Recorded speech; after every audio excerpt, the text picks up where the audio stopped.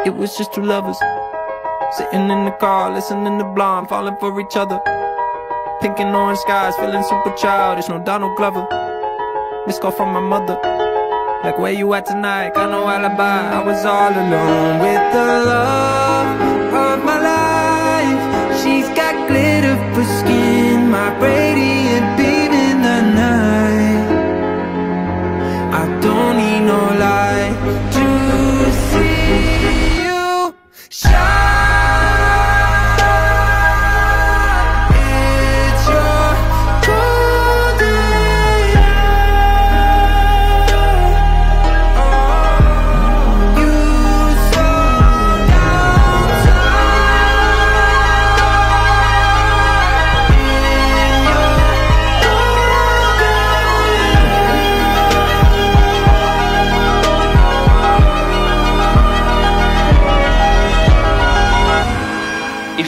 Will go against Joyce, protect your wife.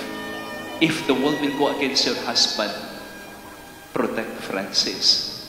Wala kang ibang pakikinggan kung hindi ang asawa mo na. No? Joyce at Francis, buhay. Kung alam mo kung saan ka pupunta, kung alam mo bakit mo nais na makarating doon, kung alam mo kung sino dadalhin mo sa iyong pangarap at pangako sa buhay, magtatagumpay kayo, Joyce at Francis. Everybody's watching you like an alibi, even though it seems you try to hide. You have the greatest. It must be a learning relationship. Sa araw-araw na ginawa ng mahal na Diyos, mayroon dapat kayong matutunan. Matututunan nyo lang ang mga bagay-bagay na yan when there is togetherness. Piliin nyo ang isa't isa.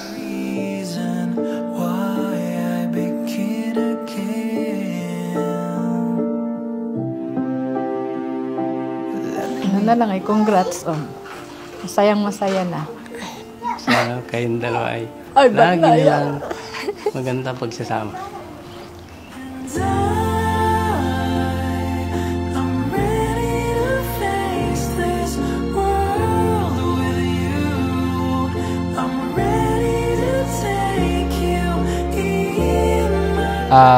Thank you sa pag-alaga sa amin.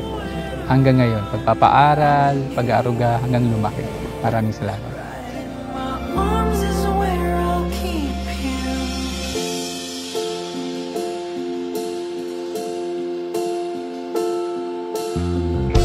Alam mo, Joyce, Francis, pagkatapos ng kasal, ilang buwan lang, mawawala ang lambing. Mawawala ang pagmamahalan. Father, totoo, ay tanongin yung mga ninong at ninang nyo. Expert ang mga yaan. Dapat kasi mag-survey muna kayo bago kayo magpakasal. Totoo kaya sinasabi ni Father, mawawala ang tamis. Mawawala ang pagmamahalan, Joyce at Francis.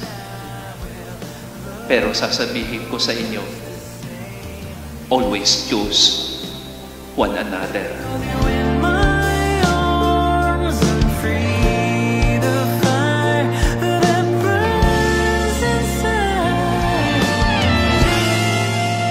Sa tagal na nating magkakilala and you have her boyfriend, girlfriend, pinapangako ka na hanggang dulo.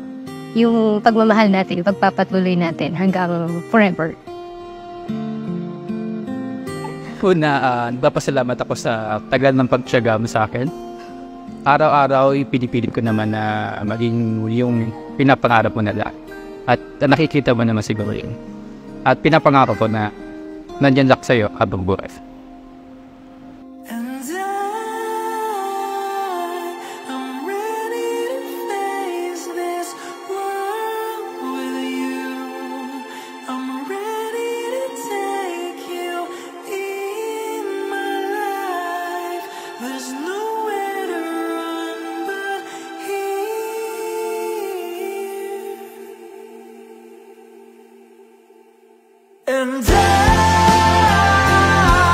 I'm ready to face this world with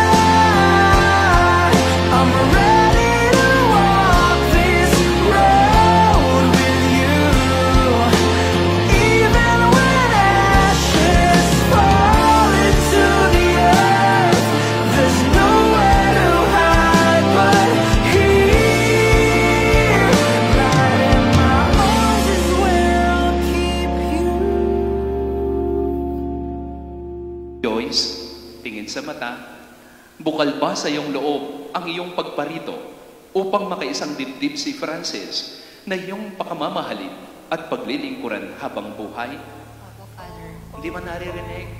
Opo, Father. Yan.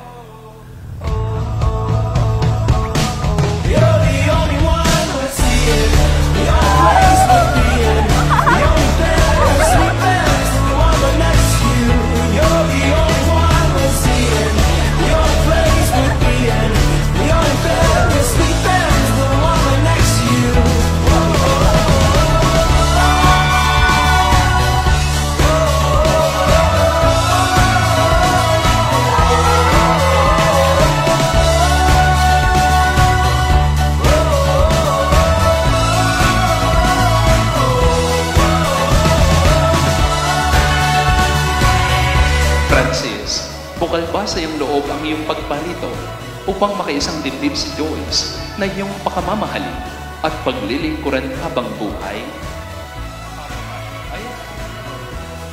Opo, Father.